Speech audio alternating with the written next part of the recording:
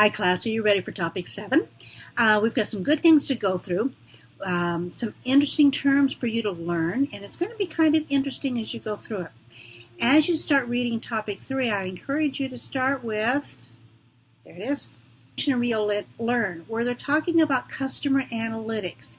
This is not necessarily the research section. This is all about identifying who your potential customers are. What do they look like? Where are they? How can you reach them? That's what this is talking about. Really important that you take a look at all the information in here. Make sure you go through these key terms. And then coming down, there's a video by Joseph Pine. I refer to Joseph Pine quite a bit in my other classes. A wonderful resource for material here. So make sure you take a look at this video. So let's get into our PowerPoint.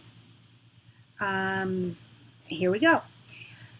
You're going to be asking your text to read a few pages. It's actually, 17 pages in your text? So between Real Learn and the information in your text, I think you're going to enjoy reading it, but it may be a little more challenging to read because they're going to be using terminology and language you may not be familiar with. So it's going to take you a little bit to understand it. As you read this, I want you to put on your thinking hat. In Lesson 6, you identified a business that you conceivably could own or begin, and you discussed it for your assignment. I want you to think about that same business as you read Lesson 7. So for every piece of terminology that comes through, see how you can apply it to that business. I call that connecting the dots. It's getting the gray matter to work. So let's jump in here. Come on. According to Real Learn, these are your objectives. So let's take a look. The important thing to understand if you're in business is who are your actual customers? Who are you trying to sell to? In fact, let's take a look. Let's see if I can do this. Bear with me and see how well this works.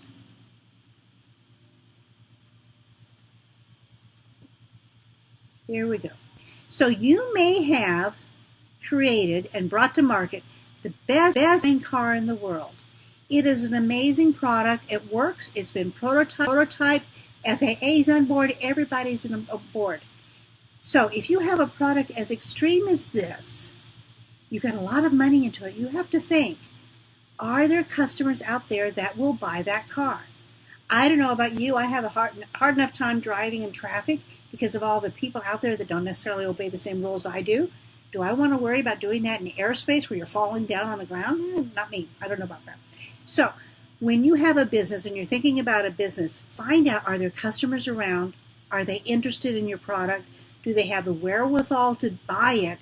I may want a flying car tomorrow, and if I do, can I afford whatever it costs? My guess is it's not cheap. And then you focus on who exactly you've got this product for. Who is your target market? Everybody that may know about it, but you're going to come down to a very limited choice on who the target market is. We're going to talk about that in a little bit. Good example here. And using some terminology from your text.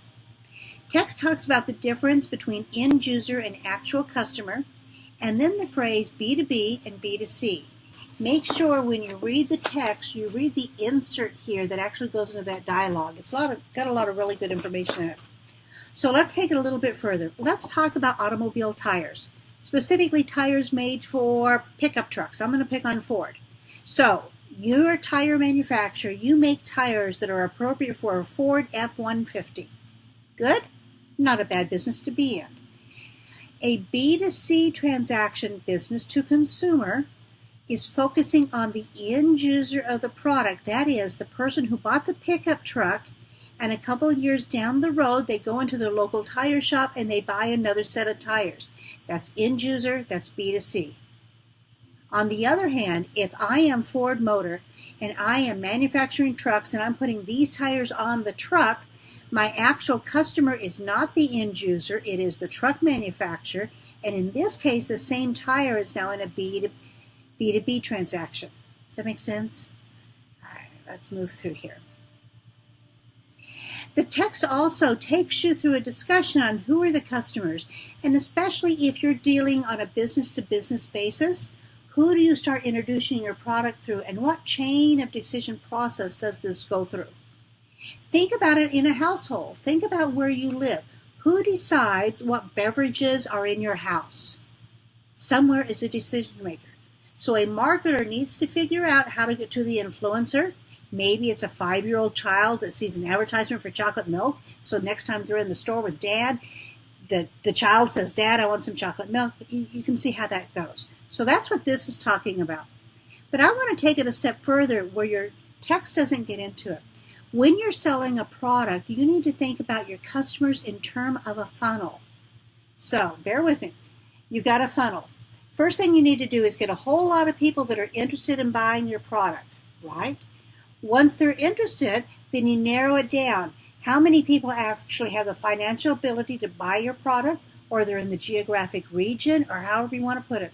Let's talk flying cars. Maybe in the United States, maybe there's 5,000 people who know about the car and have expressed interest. Out of those 5,000, maybe you're down to 1,000 that are willing to spend the money. They have the wherewithal to buy the product. Then the list gets narrower. They have a need for the product. They're in a geography that'll take it, and you get down to your actual customers. The very, very narrow piece of the funnel, those are the people spending the money.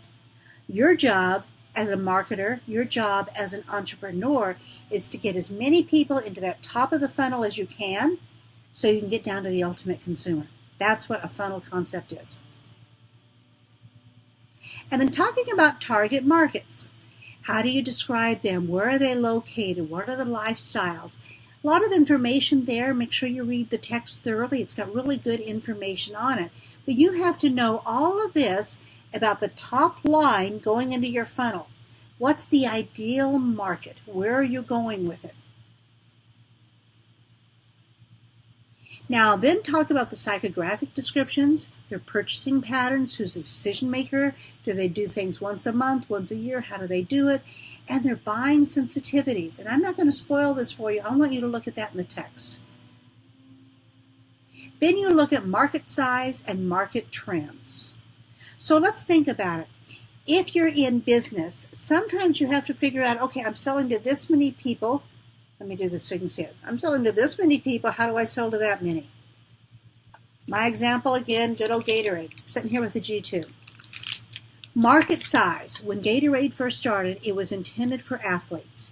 Whether amateur or weekend or school-based or academic-based or professional, it was a limited number. What they did is they said, okay, we've got this market. Who else can we sell to? Voila, they come up with a product. They start marketing to families. Good for hydration, good for non-caffeinated drinks, non-carbonated drinks. People looking for alternatives. They just took their market and they expanded the market size. Market trends. People are looking for changes. They're no longer looking to drink the carbonated beverages, the Coca-Cola, the root beers, the Pepsis, things like that. They're looking for something different. People are trying to be a little bit more healthier. That's a market trend. Are you with me? Okay. And then you have to make sure when you're doing this and you're trying to find out your customers, think about market segments. We talked about athletes, and you can take the athletes into the different brackets, professional athletes versus academic base versus weekend warriors, and niches.